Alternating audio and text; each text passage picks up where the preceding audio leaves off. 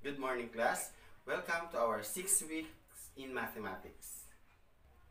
Okay, before we start our lesson, we will have a review first. Okay, we are going to illustrate these following fractions. So let's have number 1, 2/3. How do we illustrate that? Okay, so I'm going to have here 2/3. So the 3 parts is divided into 3 equal. The whole part is divided into 3 equal parts. And the 2 parts was shaded. That is why that is 2/3. How about 4/5?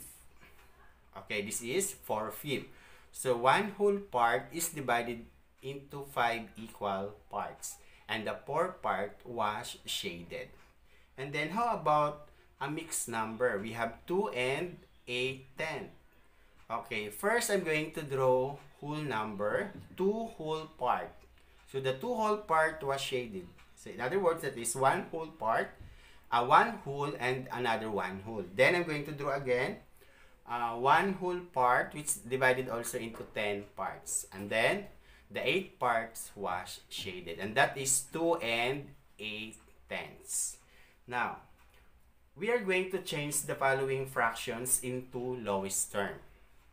So let's have this number 1, 2, 8. So in changing fraction to lowest term, we're going to think a number that can be divided both 2 and 8, or the greatest common factor. So the greatest common factor of 2 and 8 is 2.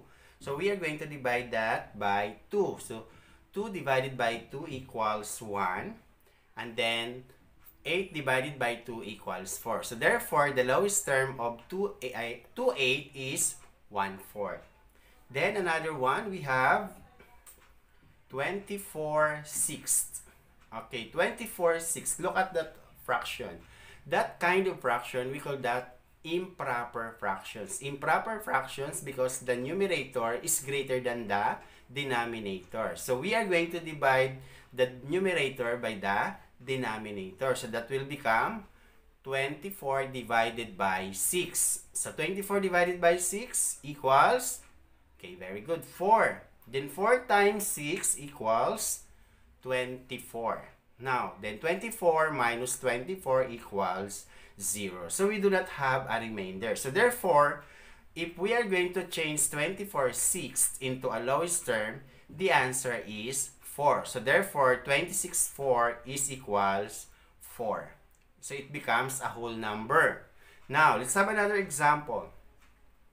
5/15. Again, that is improper fraction. So if the fraction is improper fraction, we change that into a mixed number. So we're going to divide again the numerator by its denominator. So that is 15 divided by 4. Now, 15 divided by 4, how many? Okay, very good. We have 3. Then 3 times 4 equals 12. Then we're going to subtract. 15 minus 12 equals 3. So we have a remainder of 3.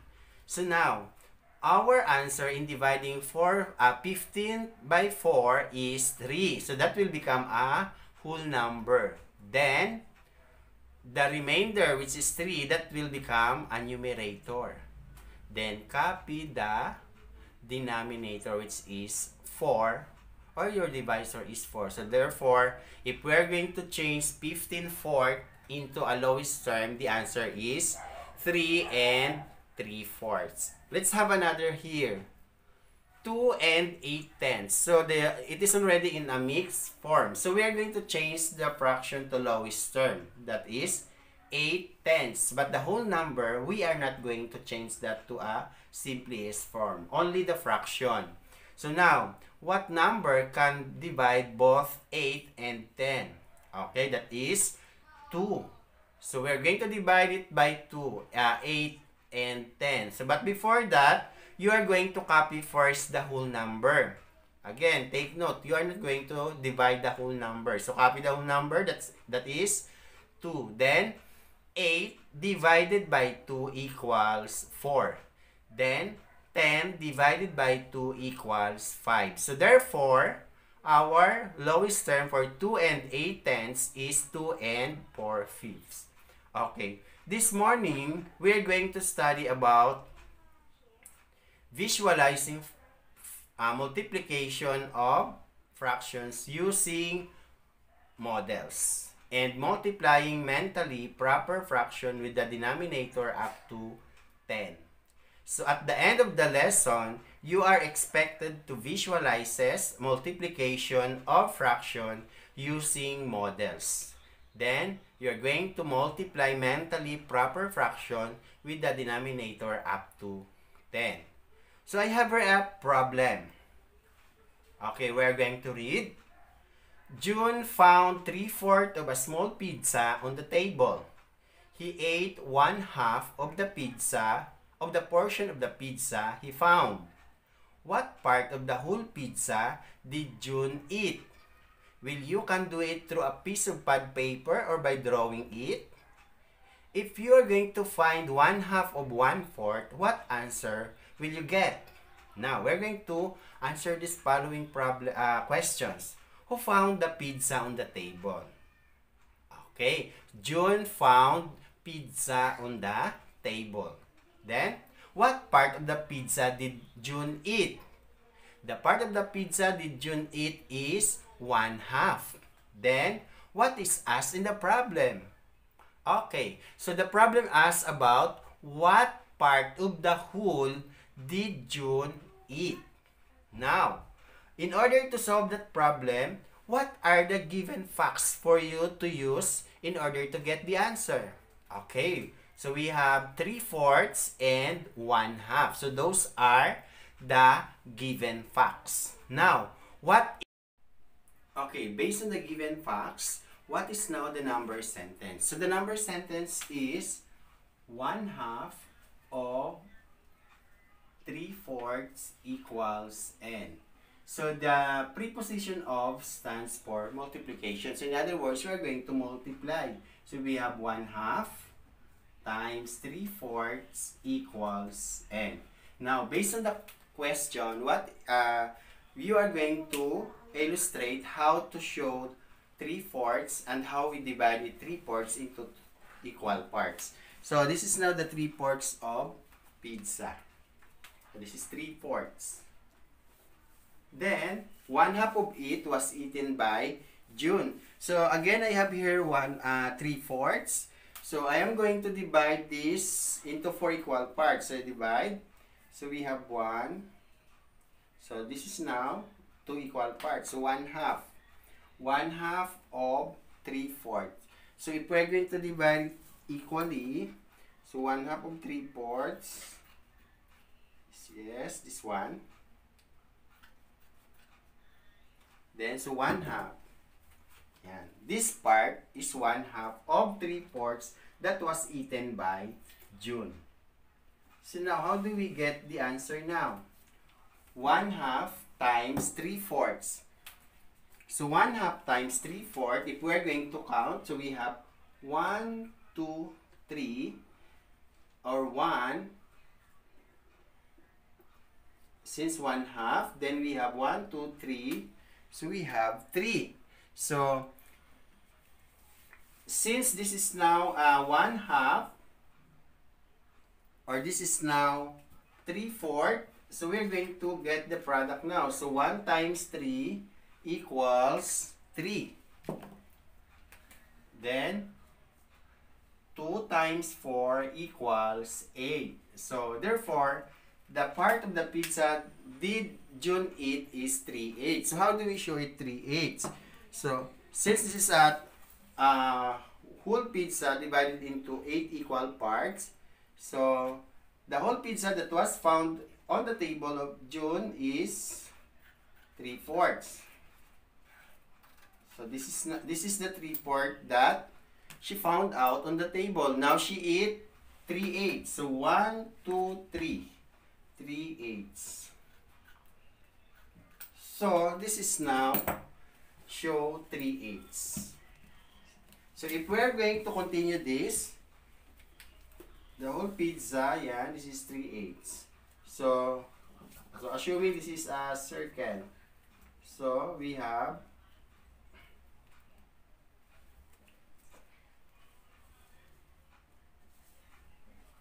okay.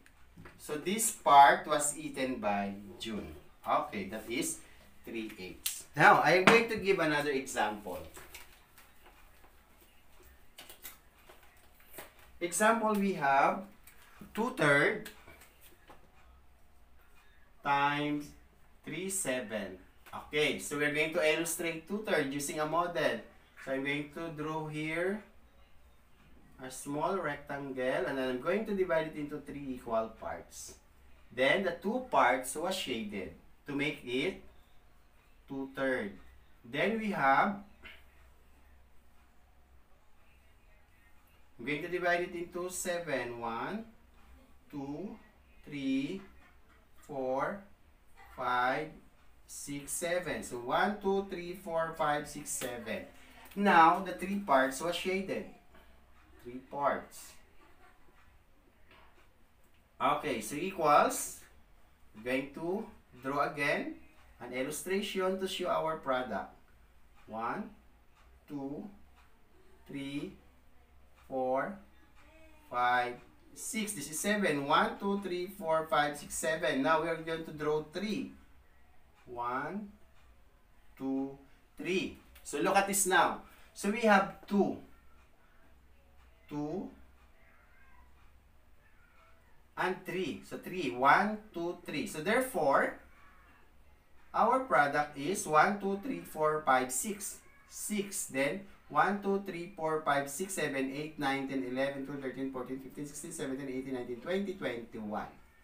So this is now our illustration, 621. So if we're going to check if our product is correct, we're going to multiply numerator by numerator and denominator by denominator. So we have this one.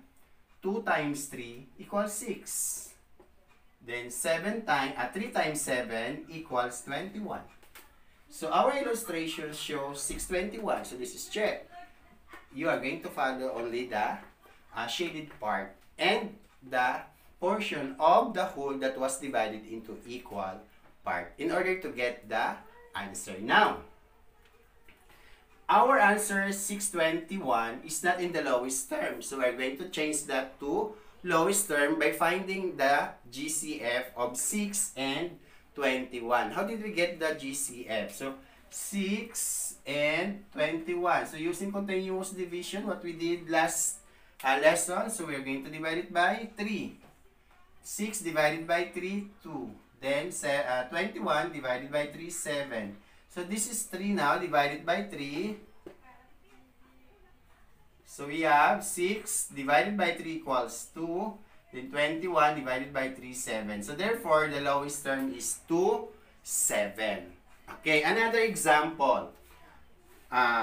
We have 2 times 1/3. So this is multiplying fraction and a whole number. So 2 times 1/3. How did we use that? How do we change this into an illustration? Okay. So this means that we have 2 sets of 1/3. 2 sets of 1/3. Then one part is shaded. One part is shaded. So therefore, we have how many parts shaded? 2. So 2 is the shaded part. So this is 2. Then this is 3. 2/3 is the answer or the product. If we're going to check, 2 times 1 equals 2. Copy the denominator, which is 3. Or we can put here 1 to rename our whole number as a fraction by putting or writing a denominator of 1. Since a whole number is always have a denominator of 1. But it is not written, it is already understood. Okay, last example for illustrating fraction, the product of a fraction. So let's have this 3/4 times 4. So how many sets of 3/4? So we have 4 sets of 3/4. Okay.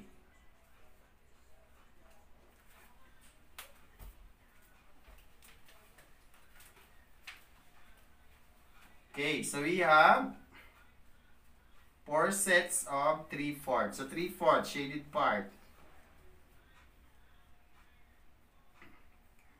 Okay. Now, let's count. 1, 2, 3, 4, 5, 6, 7, 8, 9, 10, 11, 12. So, we have 12. Then, 1, 2, 3, 4, 4. If we're going to check, so we put here 1 as a denominator. So, 3 times 4 equals 12. 1 times 4 equals 4. Now, how about the product? Since we have 12,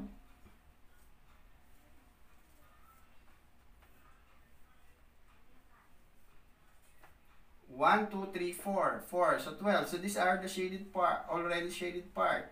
So in other words, your answer must be in a whole number. Why? Because 12 divided by 4 equals 3. So you have now 3 whole part. Or 3 whole number is the answer for 3/4 times 4. Any question? Okay, now, so we are going to apply the rules of multiplying fractions. Okay, in multiplying fractions class, we are going to multiply numerator by numerator and denominator by denominator. And if it has a whole number, we're going to rename a whole number as a fraction by putting a denominator of 1 or writing the denominator of 1. So let's have this an example. So we have 6, 7 times 1, 7 times 5. So look at your fraction. We have 6, 7 times 1, 7 times 5. So we have multiplying fractions and a whole number by another fraction. So as what I have said a while ago, we're going to rename whole number as a fraction by writing a denominator of 1. Can you follow? Now, we're going to multiply according to the rule, numerator times numerator. Remember, take note for this. Then, denominator times denominator. Noisy. Okay, so we have 6 times 1 equals 6 times 5 equals 30. 7 times 7, 49 times 1, 49.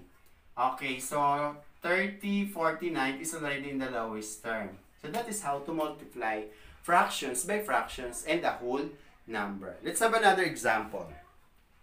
We have 4, 8 times 2, 6 times 6. Okay, so we have again a whole number. So we put here 1 as the denominator, then multiply. Numerator by numerator. 4 times 2 equals 8. 8 times 6 equals 48. Then we have 8 times 6 equals 48 times 1, 48.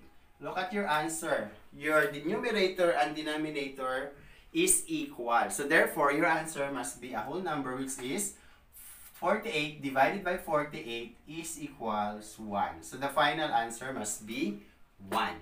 Any number or any fraction which the numerator and the denominator are equal, the answer must be 1. Okay, last example for this. We have 2/3 times 4/8 times 8. So look at this. I'm going to change this 5. Okay, 2/3 times 4/5 times 8. So 8 is the whole number. We put a 1 to make it a fraction also. So multiply numerator by numerator. 2 times 4 equals 8. 8 times 8 equals 64. Then 3 times 5 equals 15 times 1 equals 15. Now, look at your answer or look at our answer. This is improper fraction. So we change this into a mixed number by dividing the numerator to its denominator. So that is 64 divided by 15. Okay. So how many 15 are there in 64? So let's have 4. Okay, 4. 4 times 5 equals 20, carry 2. 4 times 1 equals 4 plus 2 equals 6, so equals 16. Now subtract. 4 minus 0 equals 4. 6 minus 6 equals 0. So now, our answer is 4 and 4/15. So 4 here, as the quotient, that will be your whole number. This is your whole number. Then, the numerator, the remainder becomes the numerator. This is your numerator. So 4. Then again, your divisor or the denominator is the same, 15 pa din. So the final answer is 4 and 4/15. That is how to multiply fraction by a fraction by a whole number. Now, let's proceed to multiplying fraction mentally. Why mentally? So we are going to have a shortcut method, or we are going to use cancellation method. How it is done?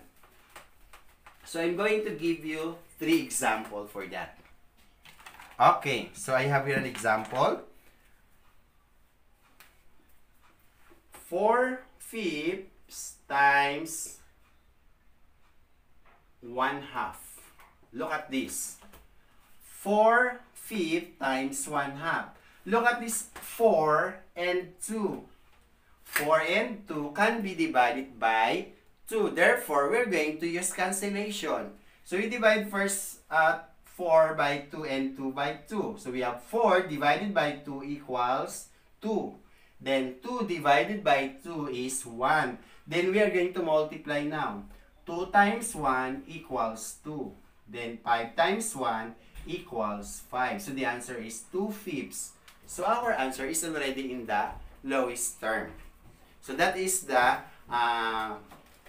use of cancellation method, so that our answer is already in the lowest term. I have another example here. We have 2/3 times 3/5. 2 and 5, there is no any GCF except 1. While 3 and 3 can be divided by itself. Okay, 3 divided by 3, 1. 3 divided by 3, 1. Now multiply. 2 times 1 equals 2.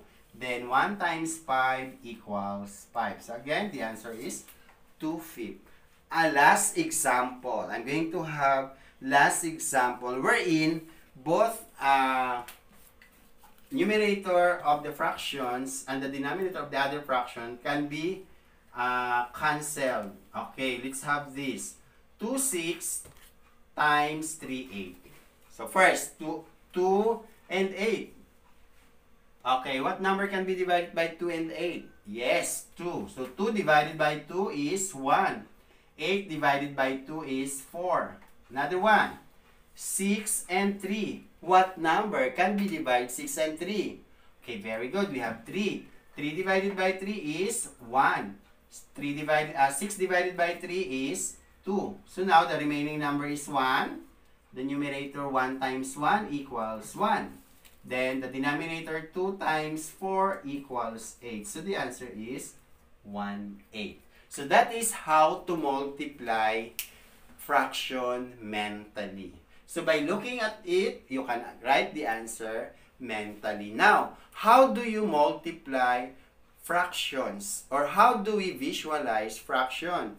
Okay, to visualize the product of a fraction, we use what? We are going to use a model or draw a model or an illustration as what I have done or as what I have did a while ago. So we can use a model so that we can see the answer right away. Now, how do you multiply fractions? Okay, to multiply fractions,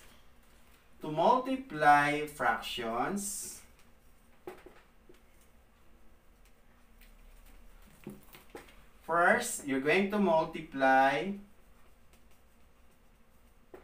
numerator to numerator. Then, second one, multiply denominator by denominator. Then the last one, you are going to change your answer to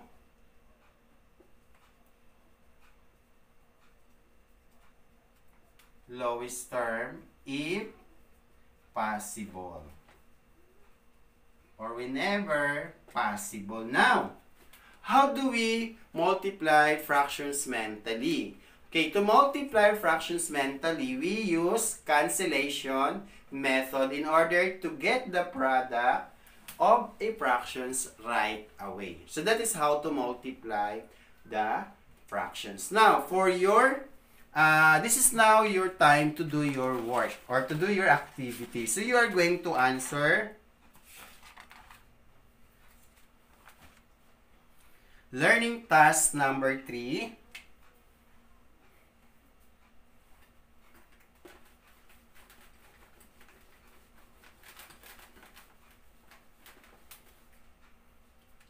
The answer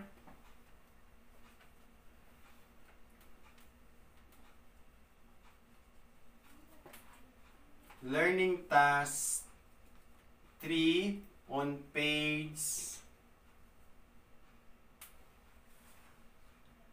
learning task 2 and 3 on page 25 to 26.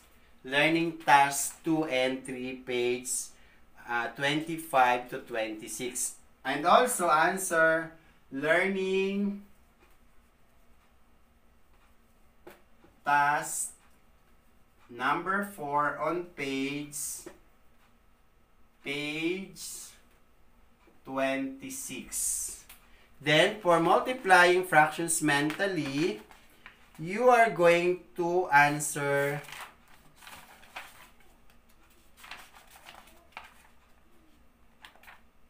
learning task number 2